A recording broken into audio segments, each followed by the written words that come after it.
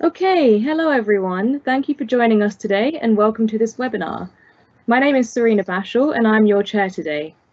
I'm a final year mathematics and biology undergraduate student at Keele University, and I've been working on climate issues for the last 5 years in the local, national and global sphere, namely with the United Nations climate change. I think climate change impacts are absolutely heartbreaking, and it is vital that everyone comes together and plays their part in resolving the issue. So, welcome to Keele University's Solve Climate by 2030 event, which is part of a huge international discussion on climate solutions.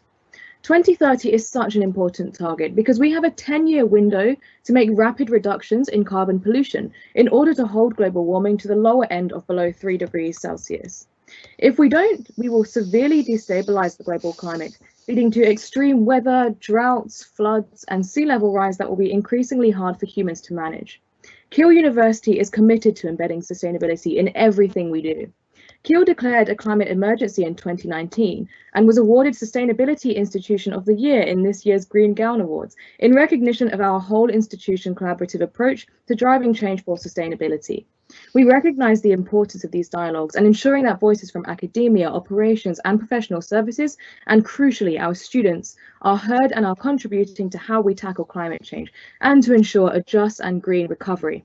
Our panel and Q&A therefore brings together expertise from all across the university to explore these challenges and the role that universities can play in creating and supporting solutions to these challenges. I would also like to encourage everyone today to ask questions in the Q&A box throughout today's session, which will be put to the panel following the following discussion. Now, we are going to display a video to provide a bit more context on this event.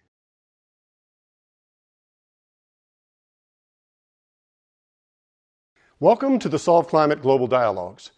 You're participating in one of 125 events held across the planet, including in almost all 50 U.S. states, part of a global project called Solve Climate by 2030. My name is Eben Goodstein, and I'm an economist and director of the Graduate Programs in Sustainability at Bard College in New York, the lead organizer for Solve Climate. This last year has been difficult for everyone. As the world looks forward to recovery from COVID, we are focusing tonight on the most important question facing humanity. What can we do in this year in our regions to help solve climate change while supporting struggling communities that have faced widespread loss of life, economic disaster, and joblessness? Worldwide, from Australia to Kyrgyzstan, from Colombia to Malaysia, and from South Carolina to South Africa, Solve Climate audiences are hearing from local experts and young leaders about concrete steps that can really help nations solve climate change while creating much-needed jobs and incomes for everybody. The year 2020 was one of the two hottest years in human history, bringing with it massive forest and grassland fires, record-breaking storms and hurricanes, and relentless rising seas. Solving climate is the challenge which the human species must now face. There's hope for the future. Solutions have continued to advance. This year, China committed to building a carbon-neutral economy, while the U.S. rejoined the Paris Agreement. Solar, wind, and battery prices continue to fall, while major car companies have been rushing to electrify the global fleet. Worldwide, movements for Black Lives Matter and Me Too are leading in bringing much delayed and urgently needed justice to the world. Time is short. We have until 2030, 10 years to solve climate. We can get a lot done in this decade. We have the solutions, but only if we focus the world on climate solutions and justice, and then do the work we have to do in our own cities and regions. For students listening, you are the leaders. Without you, the future we envision will not come. I'm asking tonight for your help. We're going to discover powerful ideas for climate solutions and climate justice and how you can be a part of the solution. But this message must reach beyond those of us who are listening right now. Would you ask all your teachers this week in every subject to make climate a class? The teacher can assign tonight's webinars homework for the students and then afterwards have a one-class period discussion. And we mean every subject, from art to engineering, psychology to business, dance to chemistry. Teachers don't need to be a climate expert to lead a discussion about climate change. The Solve Climate project has easy-to-use teacher's guides in nearly every subject and in 3 languages to help teachers make climate relevant to their class. It only takes courage. Don't take no for an answer. Ask them, why not? This is your future. You'll be surprised how many teachers will say yes and thank you. Imagine you, thousands of leaders like you around the world asking their teachers once every school term to make climate a class. That means every term going forwards, hundreds of thousands, millions of students worldwide in their classes talking about climate solutions. COVID has shown how fragile our global economy and society are to extreme events. It's also shown that vulnerable people are facing the hardest, most damaging impacts. This is also true with climate change. Science has made it clear that unchecked, global warming will mean an unending onslaught of extreme events, causing untold suffering for humanity and all creatures, species driven to extinction, a planet of environmental refugees.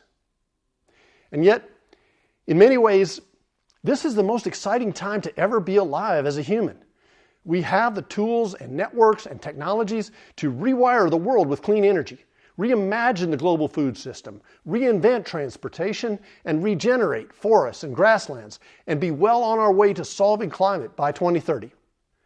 Tonight, we will learn how to do this in our own cities, our own towns, our own regions. Thank you for the work you will do to promote climate solutions and a just world.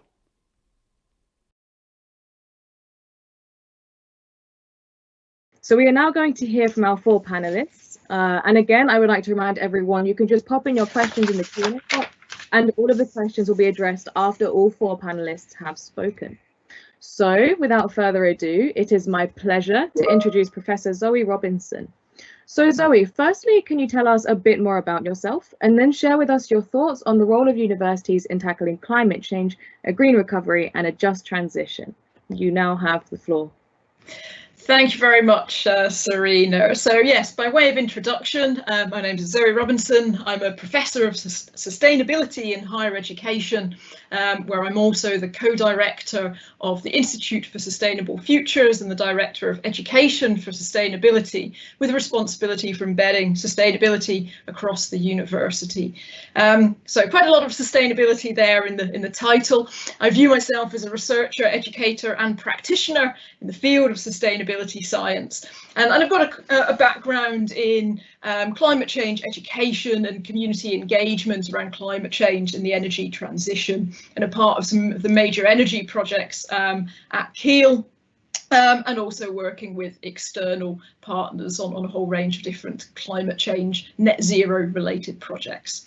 So as to the question and the role of universities, well, universities are really complex and large organisations, really varied buildings from residential to leisure to catering. So they're really big energy users, and clearly there's a need to reduce emissions there. But it's not just that side of things. There are other responsibilities in terms of emissions around procurement, catering, business travel, commuting, all of those things. But actually that's a really limited way of looking at universities' roles in getting to net zero. We've just launched our climate action framework principles, which are sort of part of our pathway to delivering to our climate emergency declaration. And these principles cover the university estate, the sort of things I've just mentioned and that Elliot will say more about, but it also covers investment, research, education, engagement with businesses and communities, because this is all of the things that universities do.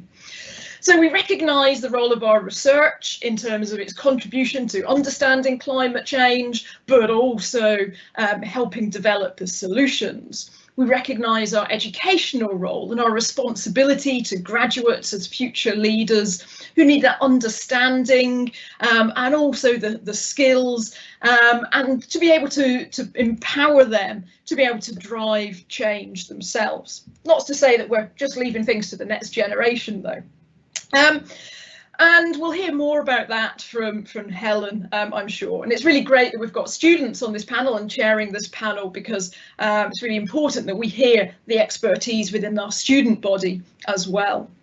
But finally, the thing I just want to finish on really is, the exciting thing about universities is really how the research, the education, the business and the campus can all be brought together by thinking about our universities as living labs, as test beds for sustainable solutions, which integrate all of these different areas. And we very much view Keele, and this is part of our energy strategy going back over 10 years, of viewing the campus as a living lab to trial sustainable solutions. And we're seeing that now in a number of sort of big energy projects which are really coming to fruition. I'm sure, again, others will say more about. So that's my pitch in terms of the large scale way that universities can contribute to net zero and a just and sustainable future. Thank you for that wonderful response, Zoe. And I think I completely agree with what you said. It's super important to not be working in silos, to integrate everything and to have everything very much collaborative. Okay, I'm now very delighted to introduce Elliot Jones. So Elliot, kindly introduce yourself, and also I have the same question to you. What are your thoughts on the role of universities in tackling climate change, a green recovery and a just transition? Over to you. Thanks, Serena. Yes, my name's Elliot Jones. I'm the Energy Manager for Keele University. I sit within the Estates and Development Directorate at the university. Really, in a nutshell, my role is about managing the energy management system at the university. So a system of processes and activities that we undertake on a regular basis to manage energy as effectively as we can do.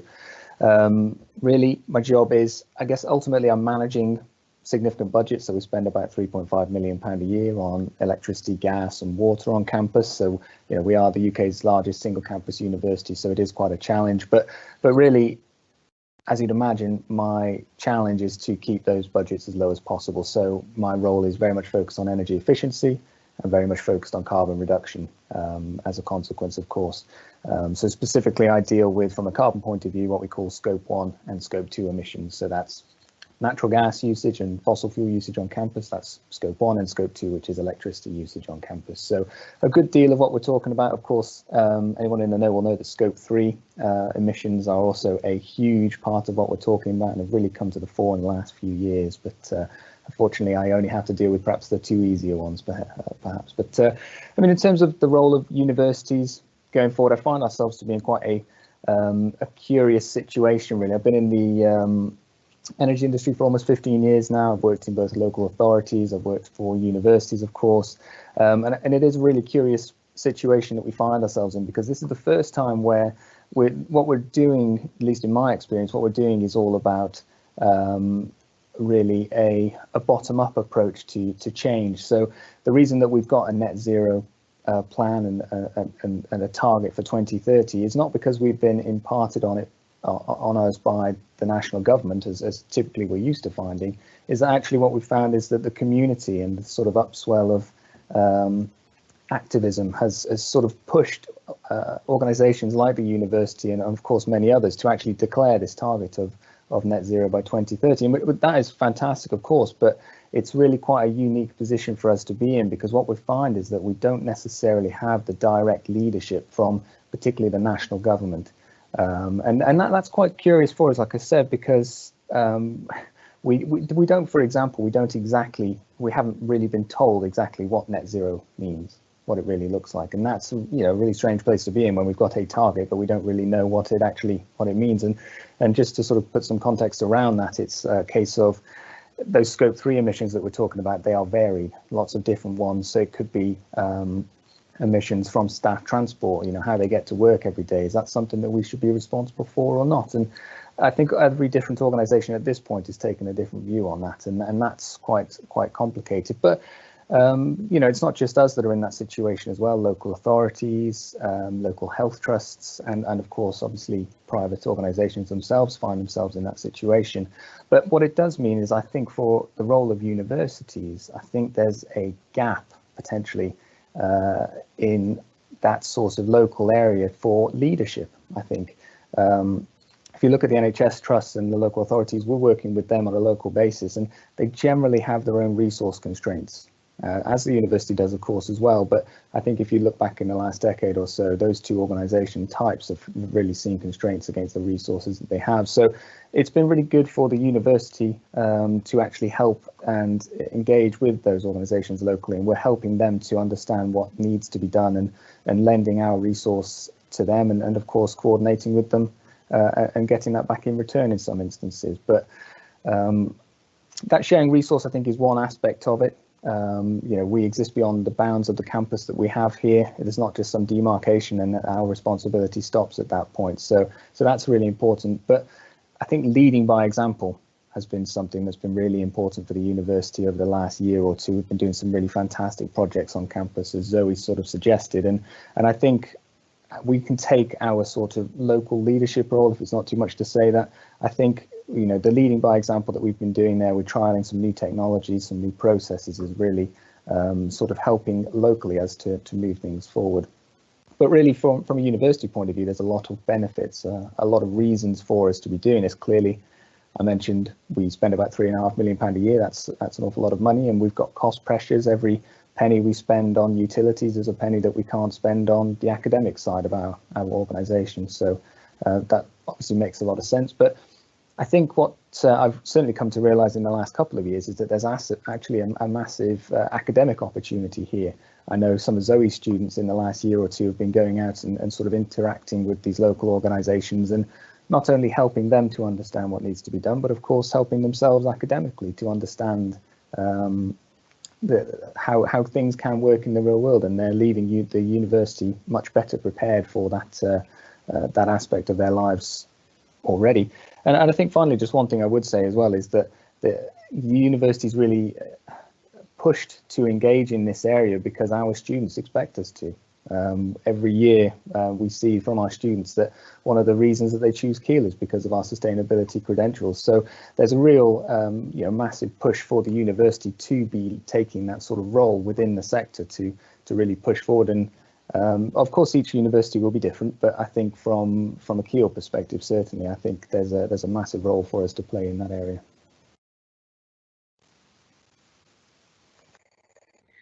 Thank you so much, Elliot, and some really key ideas that you've just talked about that I'd just like to highlight very quickly. And I just love this idea of people championing bottom-up advocacy. This is so important. This really actually gets straight down to the core issues, straight into the people. But yeah, also just this idea of leading by example, super important. It's how we make change, really.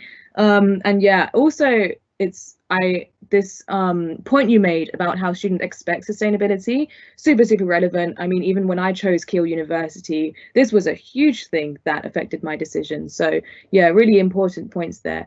Okay, so now I am honoured to introduce Tom Gilbert Newell.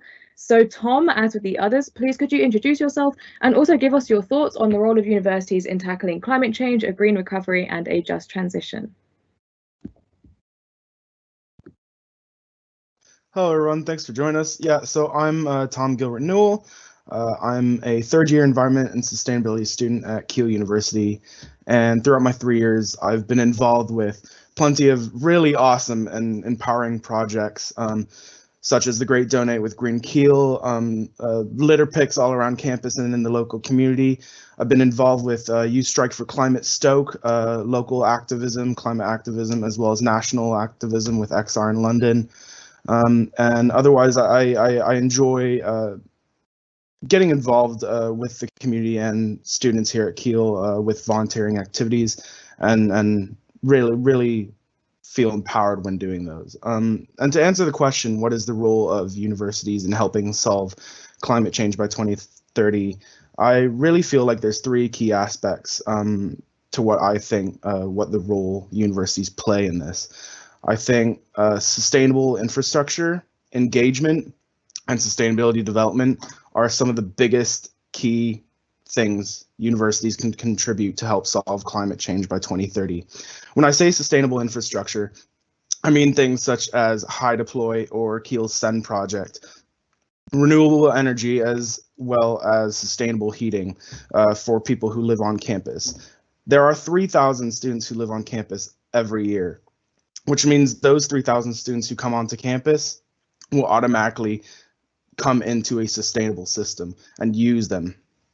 I really think that universities should push this idea of making their campuses more sustainable, because it automatically makes those who use the campus sustainable. And it's a really good way of also allowing people to engage with these systems, learn about them, and educate themselves about how they work and maybe implement them at their own houses. Secondly, I really want to push the fact of student engagement, but not only student engagement, staff and the local community as well. I believe that people power is the strongest type of movement we have, especially to solve climate change.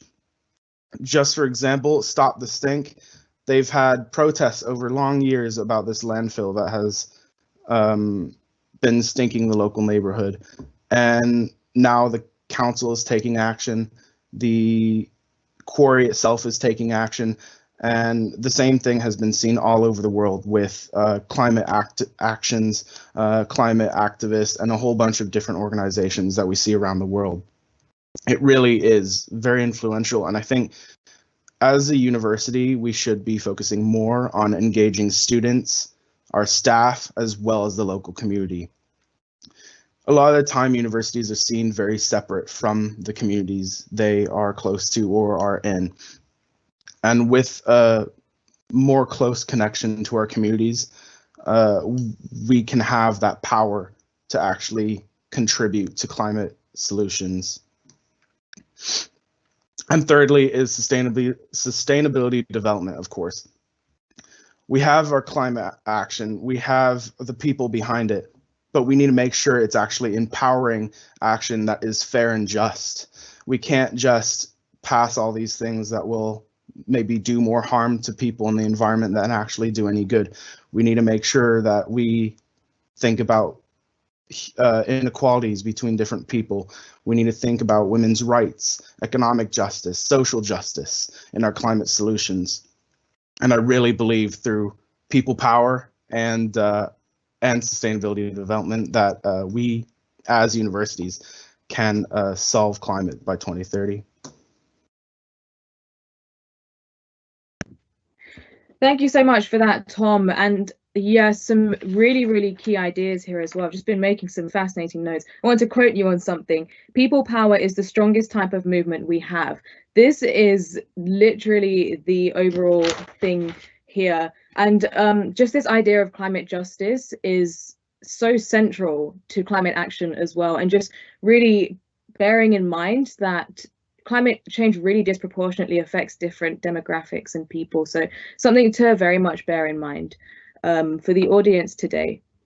Okay, so last but certainly not least, I would love to introduce you all to Dr. Helen Millwood.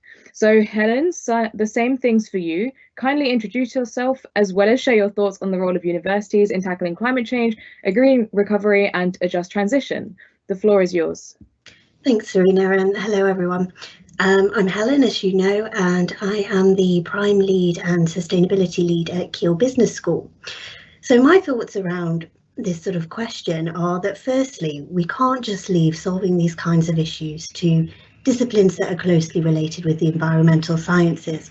This is a problem for all of us and we all need to be heavily involved in finding a solution to that.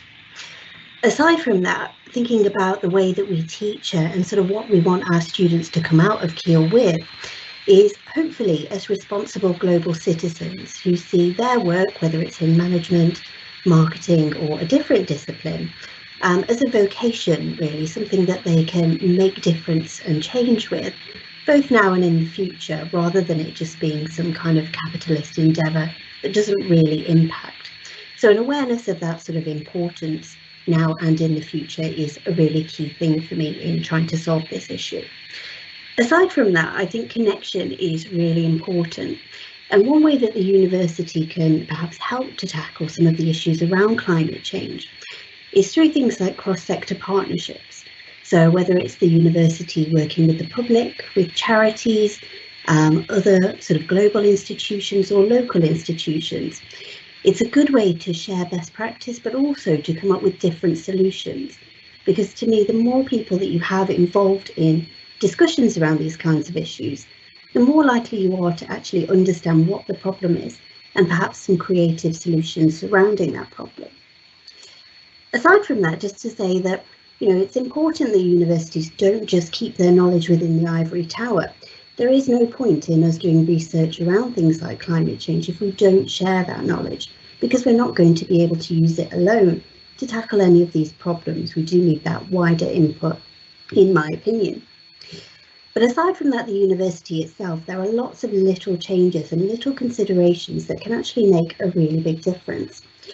So if we take, for example, travel to university or from university, I think someone picked up on this a little bit earlier, but things like academics taking flights, we need to make sure that we are offsetting that. And of course, I'm not saying that sort of carbon offsetting alone is going to sort of change everything and be the huge answer that we're all looking for. But if we use that as part of perhaps a wider carbon management strategy, and we think about sort of the local impacts of that, but also the wider implications. So jobs in other places, for example, obviously a reduction in carbon. These little changes can really add up. So to conclude from me, I think sort of the core message is connection between people and sort of all working together in order to tackle this with the university as sort of one of those partners.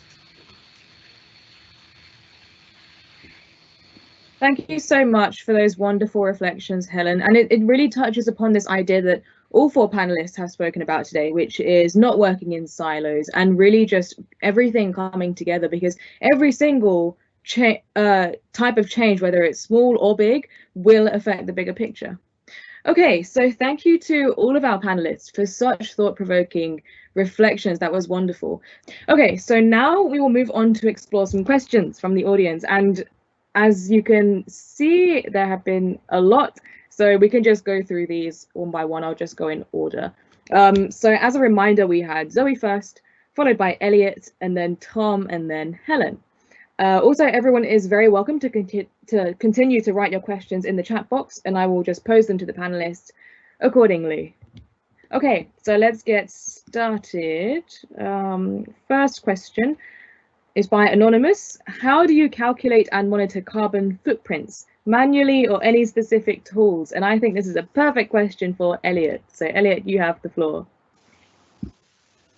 Yes, thank you. Well, to answer that question, it's a little bit of both. So ultimately, it's manually that we put it together. So as I said already, we have 3 different scopes that we report on. Scope 1, direct sources that we actually emit on campus, so natural gas usage generally, although we also have transport usage. Electricity is scope 2, and then scope 3 are all these other little bits and pieces that we've talked about, like air transport and staff commuting, etc. We have specific tools for monitoring individual aspects of each. So for instance, our natural gas usage is reported to us automatically through different software packages we have, and it's the same for electricity and a few other bits and pieces. But ultimately, we have to put that data together manually. And really the reason that we have to do it manually, I think at the end of the day, is because, as I said, this is the UK's largest single campus university. You could draw a ring around Keele and you've got 600 acres of around about 350 buildings. We don't have to account for all of those 350 buildings. So it's very important that we make sure, for example, that we aren't taking account of the the carbon emissions for third parties on campus. So if I give you an example, we've just built a new hotel. There's a Marriott now on campus. It wouldn't be appropriate for the university to be responsible for their emissions because we don't run their heating, we don't maintain the lighting within their building themselves. So there's actually some significant documentation that the UN have provided all organizations with around greenhouse gas counting, essentially. So we have to make sure that we don't account for those bits and pieces that we can't actually control, because that would cause things like double counting. So in answer to the question, it's mostly manual, and it is quite a complex process to actually put it together. Perfect. Thanks, Elliot. Just as I go through these questions, I'll probably suggest who I think is best to answer, but also to all the panelists, please feel free to jump in after someone has answered. Okay, next question is by Mark Johnson from Moreland's Climate Action. So you were eloquent on the role of universities and have indeed engaged with councils, businesses, etc. in the country and beyond. but we see a yawning deficit in knowledge and engagement on climate action in wider civil society in districts such as the Staffordshire Moorlands. What are you doing to engage with civil society outside of campus and official channels? And I think this is a perfect question for Zoe. Thank you very much, and yeah, a really, really good and a really important question. So thanks for that, Mark. You know, I think it's fair to say we are living through interesting times in more ways than one. But in terms of you know, carbon emissions, energy systems, we are in the middle of a huge paradigm shift. And there's a really important question in terms of how do we bring everyone along? How do we even make people, you know, aware of these sort of transitions that are needed and that are happening in so many different areas, you know, including within our energy systems? So, you know, it's quite a tricky one in terms of how do you deal with that? And actually, there's a really important role of the media here in terms of where people get their information from, and we do do a lot of engagement through the media. We do events with community groups, but they will tend to be driven by community groups sort of coming to us and sort of asking us to contribute in that way. We have in the past had quite significant sort of programs of outreach engagement with schools and wider community around climate change and sustainability. They are, or they were sort of grant funded, and so the grant funding sort of runs out and we lose the capacity to do as much work in that area. But again, you know, we're involved in other projects, again, grant funded, including a project in the town of Rugeley in Staffordshire, where Keele is leading a work package around user-centric design to inform the development of a smart local energy system. And so part of the work that we're doing is working with the whole town and trying to engage, you know, everybody from all these different sort of groups and walks of life in helping them understand what a smart energy transition would actually mean for them. And we're also starting to do work internally around carbon literacy training, and you know, we're very much hoping that we'll be in a position to be able to sort of offer that within the wider community as well. So it's a bit about, I suppose, what we've done in the past and what we're doing at the moment. You know, there's certainly more that is needed, but there's, you know, there's a capacity sort of issue, I suppose, in terms of how universities contribute to that. But we need to have a dialogue with different community groups like yourself to really understand, you know, the roles of universities in helping support that activity. Great answer, Zoe. Thank you for that. Okay, next question is by Anonymous, and Elliot, I think this might be another one for you. So how could campus operations contribute to climate action? For example, modelling approaches, demonstrating new tech, and enabling engagement with communities and education through infrastructure. Yeah, so we've already mentioned, or it has been mentioned several times, I think, the living laboratory aspect of the universities. So for a number of years now, what we've been trying to turn ourselves into is this sort of test bed for new processes, new technologies on campus, and we've seen some really good successes of that recently. So in terms of demonstrating new technologies, we've just completed or in the process of completing the High Deploy project, which was the first of its kind in the UK, where we were actually creating hydrogen on campus and actually injecting it to a certain percentage of volume into our existing private gas network. So basically demonstrating how we can utilize new technologies coming along to decarbonize our gas grid. So you know, certainly our own operations are involved in that aspect of it. So we turned ourselves over to allow organizations to come in and help us to do that. And to be honest, there was very direct limited benefit to having High Deploy on campus from my perspective as working in operations. And some fantastic stuff that we managed to do out of it academically, and that still continues. But actually we were sort of a test bed for a lot of different organizations to come in and try different things out on campus. So but I guess in terms of, if we go back to sort of local leadership again, though, what we were doing from hosting that project is we were helping to upskill the local economy, because suddenly we've got organizations coming in, companies coming in that are actually working on technologies which may well be the future. So we're already starting to see local companies that are starting to get ahead. And I'd probably say that there's other examples of that other than just the hydrogen example. We're doing a lot of things with heat pumps, etc., solar PV, batteries, etc. So we're getting local companies in and they're all upskilling. So I think our operations certainly today and in recent past are already doing that. I think probably what I would also say as well is the Smart Energy Network Demonstrator Program, which has been going on for a number of years now with our partners Siemens.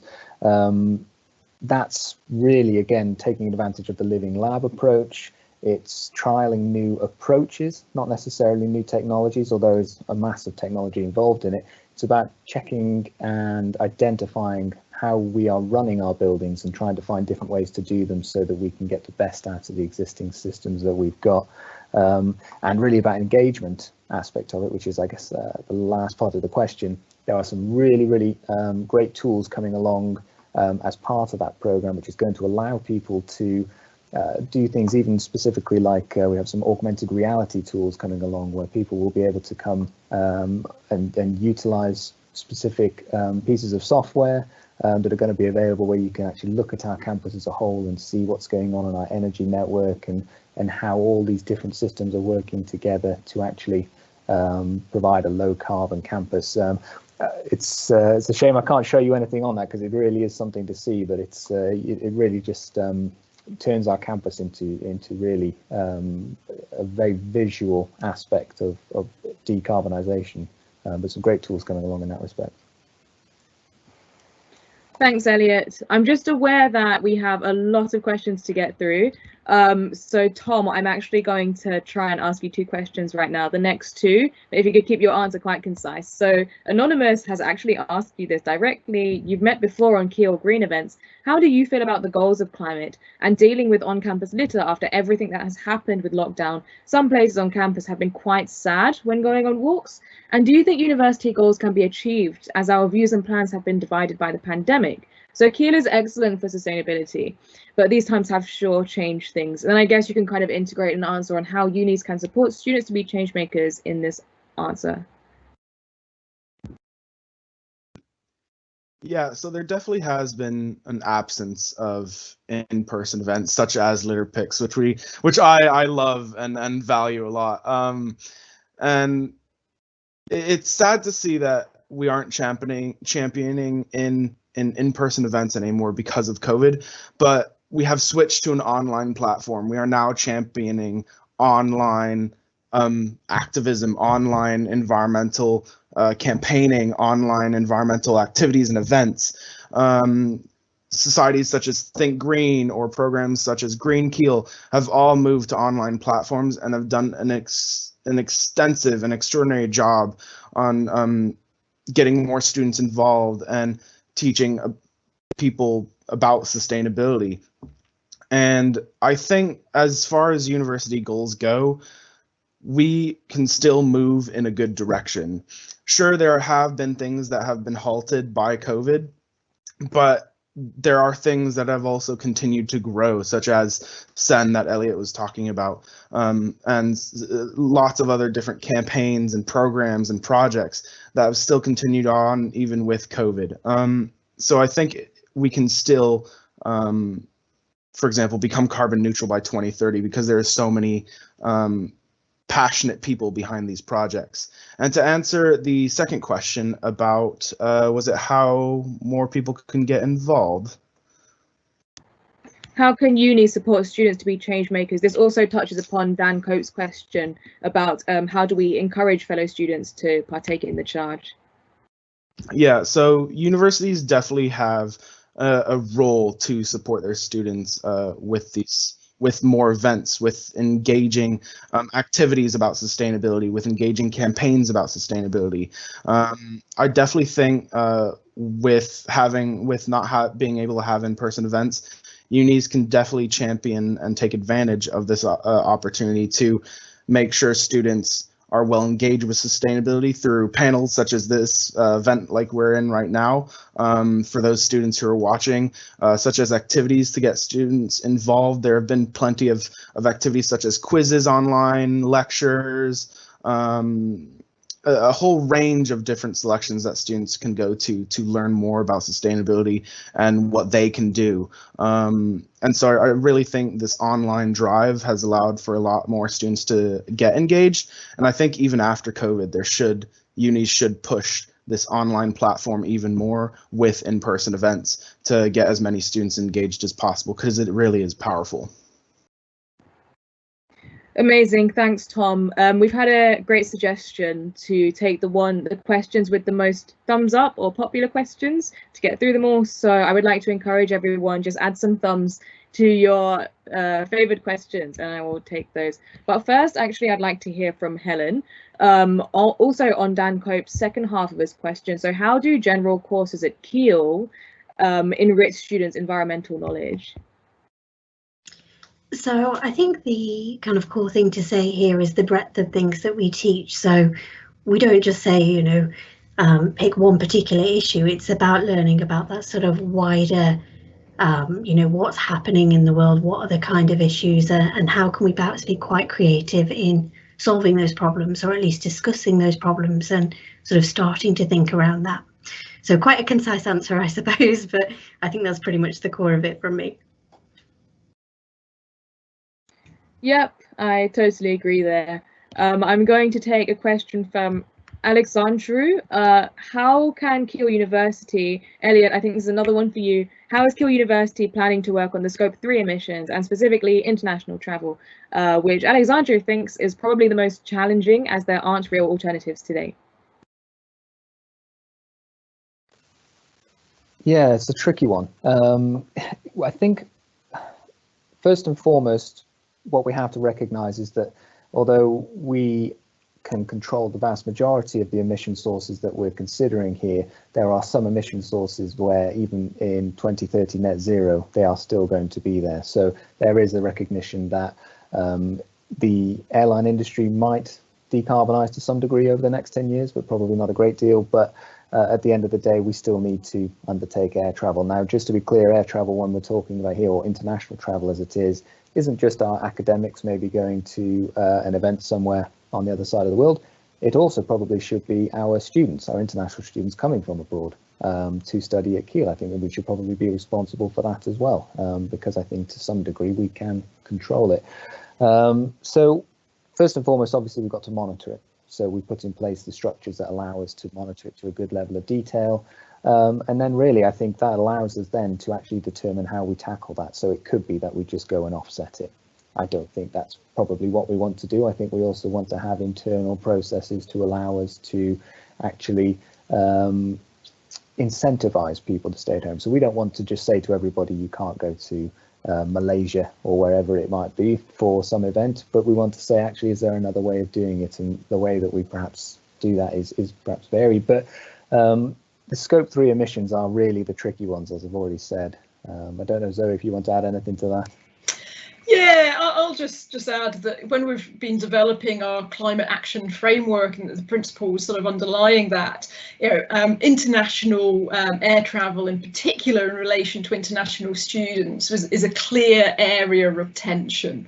And I think there is the potential in some organisations that because of those drives, it becomes a barrier to saying that actually we're tackling this issue at all around sort of climate change. So our approach has been to within our framework to say that we will openly acknowledge these tensions so that at least we are starting to have that open conversation rather than just sort of taking that position of being quite sort of defensive that, you know, oh, well, we have to have international students. So we have an open dialogue about this very real challenge that there is. And there are, you know, ways we can reduce international travel to an extent, not fully. But I think one of the key things is that we have an open dialogue around it. Yeah, it's a tricky one, really. And I think we'll need a lot of, as you say, Zoe, a lot of open dialogue there.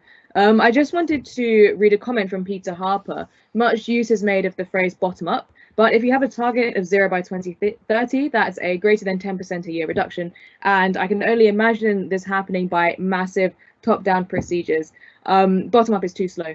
And I actually just wanted to add something here. I think a balance is so key. You need both. Of course, top down is the one that's actually going to be enforcing these, but the bottom up is what puts pressure to make these top down things happen. And it's all about this idea of movement building, which we've been talking about.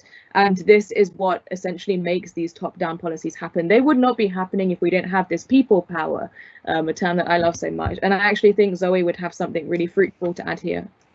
Yeah, thanks for that question, Peter. Again, an important one. And I think the other thing I would just sort of add to that discussion is well, where's the bottom? Because actually the bottom could be quite influential. And I think, you know, if we just look at Keele as an organisation, that, you know, we've driven the Smart Energy Network Demonstrator project, linked to significant renewable development on campus, which will lead to, you know, about 50% reduction in terms of our electricity emissions. So, you know, I think we can also at a sort of small scale have quite a significant impact, but all of these things can also help drive policy. We can use the learning to inform others, and as Serena was saying, sort of be part of trying to drive those top-down changes. And I think we do see some really interesting sort of shifts which are occurring sort of top-down, say around the energy sector. Part of that might be sort of looking at sort of policy and regulation, potentially around sort of hydrogen within our gas grids, but equally other, you know, significant shifts which are changing as a result of sort of market forces. If we look at, you know, the great increase of offshore wind, what that has done to the decarbonisation of our electricity, then, you know, again, you have lots of different sort of forces, some of which are political, some of which are market, and I think that the bottom up is an also equally important force. Absolutely. Those were some really interesting points, actually. So we have just under 10 minutes left of questions. So please continue to add in your thumbs and I will take these. I'm now going to take the most popular question of the day by Eugene. So colleges and universities in developing countries are behind when it comes to embedding sustainability into their curriculum. Since Keele is seemingly a leader in sustainability and climate action, are there any specific collaborations between Keele and universities in these countries in terms of sharing of best practices? Yeah, I think actually Zoe or Helen could answer this. Actually, can I add something too? So Keele University has an amazing partnership with the University of Science in Malaysia. And I actually was part of this when I went to Malaysia to do some research, and it was for actually an ecology field course, and there was loads about sustainability. We got to conduct novel ecological research projects that were directly related to sustainability, and it was very much a mutual learning process where we could teach them, they could teach us, mutual support, and it was fabulous. And that was I think a solid example of maybe what you're asking. But over to Zoe to add to that. Thanks, Serena. Yeah, so a great question, Eugene. And I suppose directly we are working with a number of universities in the developing world. We've got a memorandum of understanding with University Liberal Arts Bangladesh, and have been supported them in terms of thinking through their embedding of sustainability as a university, but also establishing some research projects with them. We also take part in activities through sort of useful international network called the International Sustainable Campus Network. And those sorts of networks, I think, are actually the really important places in terms of where that sharing sort of internationally occurs, sort of through a network, rather than just sort of always on that just university to university sort of collaborations. Absolutely. Tom, did you want to add something to that? Yeah, just something really quick, because there's this larger scale university collaboration But Keele is also home to lots of international students who come here for their entire degrees, a year, semester, whatever it may be. And we've got so many flourishing projects on campus, such as the Sustainability Bungalow, all the events and activities Green Keele puts on, everything the SU and Keele put on there. There's so much to get involved with and volunteer for. And a lot of international students